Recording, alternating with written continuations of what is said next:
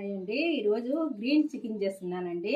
ఫస్ట్గా దీంట్లో ఎర్రగడ్డ వేసుకున్నానండి, పచ్చిమిర్చి, పుదీనా, కొత్తిమీర, టమాటా వేసానండి. తర్వాత వచ్చి బాదం, జీడిపప్పు వేసానండి. మిక్సీ పెడతాను. వేసానండి, అంత మసాలా పెట్టాను. తర్వాత స్టవ్ వెలిగించి బాండీలు పెట్టుకొని నూనె పోసానండి. ఇది బిర్యానీ ఐటమ్ అండి. ఇదంతా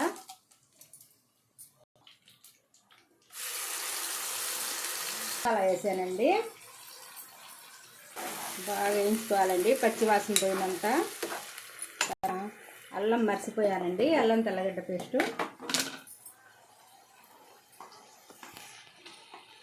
కూడా వేసానండి. బాగా వేయించుకోవాలండి. ఇది కొంచెం పసుపు పొడి కూడా వేసుకోవాలండి.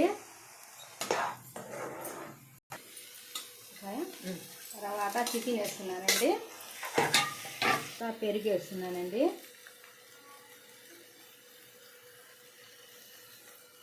దానికి సరిపడినంత ఉప్పు వేస్తున్నానండి.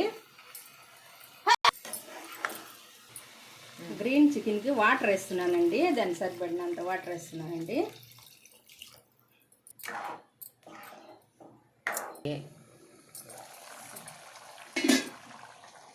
పిండుతా ఉన్నానండి.